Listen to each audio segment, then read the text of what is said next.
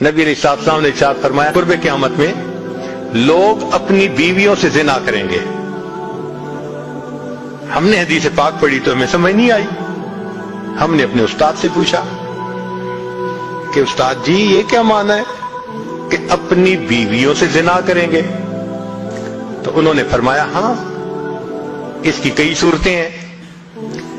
ایک صورت تو اس کی یہ ہے کہ مرد یا عورت کوئی کفریہ بول دے اور نکاح ٹوٹ جائے اور ان کو اس کا پتہ ہی نہیں کہ نکاح ٹوٹا یا نہیں. اور واقعی آج تو کفریہ کلمات کا علم ہی نہیں لوگوں کے پاس. بہت سینسیٹیو مسئلہ ہے یہ. مالا بدہ من میں فارسی کی کتاب ہے, ہم مفتی صاحب سے پڑھ رہے تھے تو جب انہوں نے کلمات کفر پڑھائے تو ہماری آنکھیں کھل گئیں. اس میں حضرت مفتی کفایت اللہ رحمۃ اللہ علیہ نے لکھا ہے, نہ مفتی قاضی ثناء اللہ پانی پتی رحمۃ اللہ علیہ نے لکھا ہے کہ اگر دو بندے گفتگو کر رہے تھے, ایک نے کہا کہ یہ تو شریعت کی بات ہے اور اگلے نے جواب دیا رکھ پرے شریعت کو فقد کفر, وہ آدمی کافر ہو گیا. شریعت کے بارے میں ایسی بات کہہ دینا کہ رکھ پرے شریعت کو, ایمان کہاں بچتا ہے؟ سوچئے. تو ہمیں چاہیے کہ ہم علماء سے پوچھیں کہ بھئی کلمات کفر کون کون سے ہیں. یہ نہ ہو کہ کہیں ایسے جملے ہم بولیں. کئی جملے تو بہت کامن ہیں. مثلا علماء نے لکھا ہے کہ کسی نے کہا کہ کہاں رہتے ہو, دوسرے نے کہا فلاں جگہ رہتا ہوں. او خدا دے پچھاوڑے, خدا کے پچھاوڑے یعنی خدا کے پیچھے رہتے ہو, فقط کفر, ایسا بندہ کہنے والا کافر ہو جاتا ہے. تو ان کا علم حاصل کرنا ضروری کہ کہیں ہم تو اپنی گفتگو میں کوئی ایسی بات نہیں کہہ جاتے, اور اگر نکاح ٹوٹ گیا تو پھر اپنے ذہن میں میاں بیوی رہ رہے ہیں اور زنا کا گناہ لکھا جا رہا ہے. تو فرمایا کہ مرد قرب قیامت میں اپنی بیویوں سے زنا کریں گے. ایک صورت تو یہ ہے, یہ کفریہ کلمہ بیوی بولے تو بھی نکاح ٹوٹا, حامد بولے تو بھی نکاح ٹوٹا. اور دوسری صورت ایک دوسرے کے ساتھ آرگومنٹس, اور یہ تو ہر گھر کی آج بات نظر آتی ہے. جس گھر میں دیکھو الا ماشاء اللہ وہی حال ہے. جب شادی ہوئی میں بولتا تھا, بیوی سنتی تھی.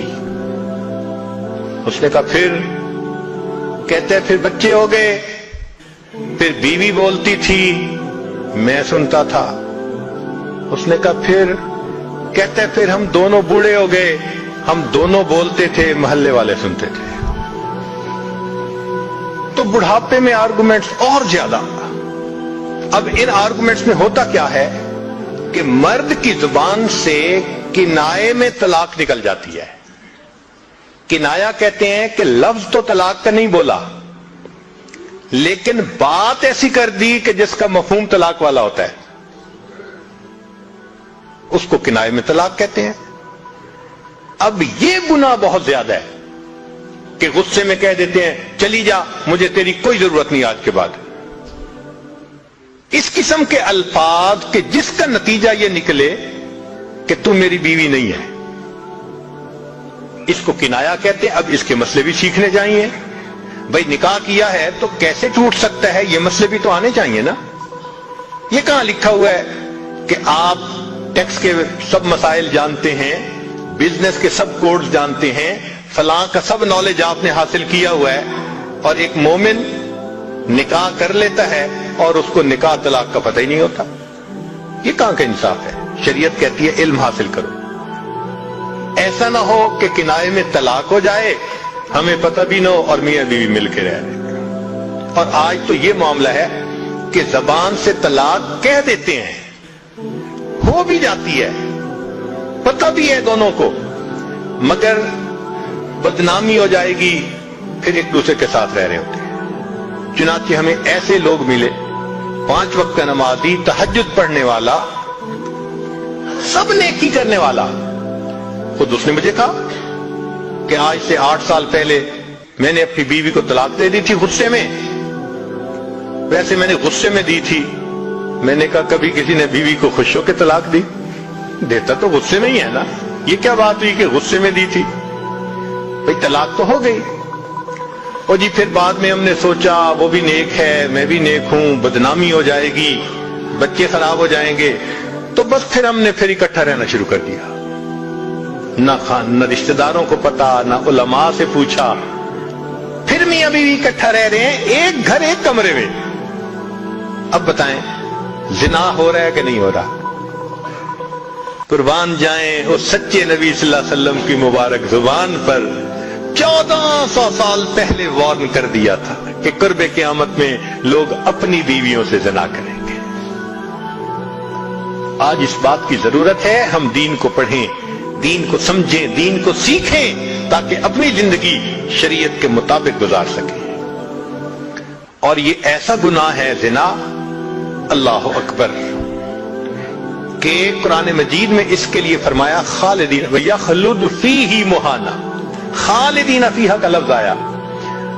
تو مفسرین نے اس پر نقطہ لکھا کہ کافر ہمیشہ ہمیشہ جہنم میں رہیں گے, مومن مسلمان خطا کار کے لیے خالدین کا لفظ. تو مفسرین نے اس کا جواب دیا جی ہاں, یہ آپس میں انوالو تھے نا, تو کہتے تھے ہم کبھی ایک دوسرے کو نہیں چھوڑیں گے, ہم کبھی نہیں چھوڑیں گے ایک دوسرے کو. یہ جو وعدے کرتے تھے ہم کبھی ایک دوسرے کو نہیں چھوڑیں گے, ہمیشہ ساتھ رہیں گے, اللہ فرماتے ہیں میں بھی تمہیں پھر ہمیشہ ہمیشہ کا عذاب دوں گا. ایک حدیث پاک میں ہے قیامت کے دن اللہ تعالیٰ کے سامنے بوڑھا زانی آئے گا, اللہ تعالیٰ اس کے چہرے کی طرف نہیں دیکھیں گے. ایک روایت میں ہے قیامت کے دن بے پردہ جو ننگے سر پھرنے والی عورت ہوگی وہ اللہ کے سامنے کھڑی کی جائے گی, اللہ تعالیٰ اس کی طرف نہیں دیکھیں گے. یہ وہ گناہ ہے کہ اللہ تعالیٰ کی رحمت کی نظر ہی قیامت کے دن نہیں پڑے گی. آج اس سے بچنے کی ضرورت ہے.